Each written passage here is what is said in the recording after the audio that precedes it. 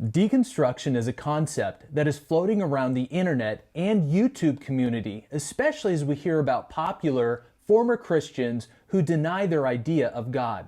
Just recently, I listened to the entirety of a live stream that was hosted by Jon Steingard. Last year about this time, he made a public post on social media about his doubts regarding his faith.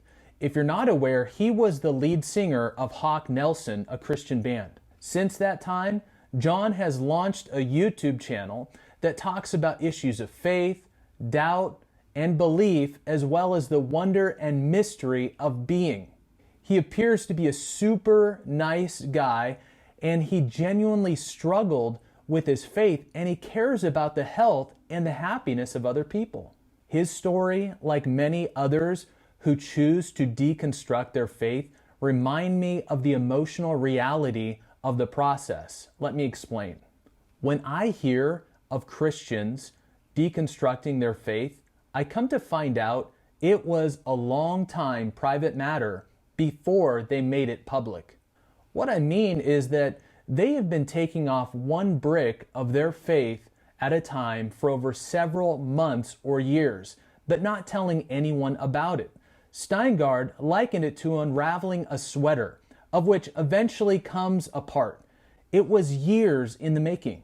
And this sort of begs the question, why do these former believers wait so long to express their doubts? When these stories break of believers who have deconstructed, the news drops like a bomb and massive feelings are poured out openly and there's no sweater left to talk about. Are Christians really creating a culture where doubts must be silenced or suppressed? Do believers have to unravel their faith in the dark alone? Are these perceptions reality? If you're a Christian watching, do you think there's space for disagreement and doubt to be discussed? If you're wrestling with doubt, why are you waiting so long to communicate publicly what you have struggled with privately?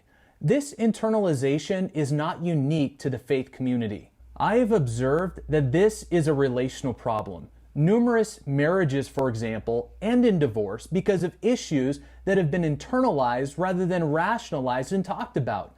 One day, a spouse wakes up and decides they've had enough.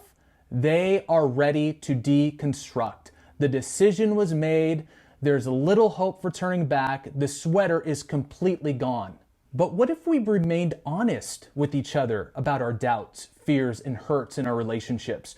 Could we mend parts of the sweater that were incorrectly knitted together? Does deconstruction have to be an all or none process? When our beliefs do not match reality, we should always challenge them. Deconstruction is good. There's nothing wrong with doubting or changing your mind. We should leave room for growth and humility for yourself and for others. If you're a Christian with big questions that contradict how you were taught, tackle them with prayer and with great purpose. No matter what worldview you closely align with, you will always end up with unanswered questions that keep you on a journey of faith and maturity. Jesus was right when he shared, "My doctrine is not mine, but his that sent me.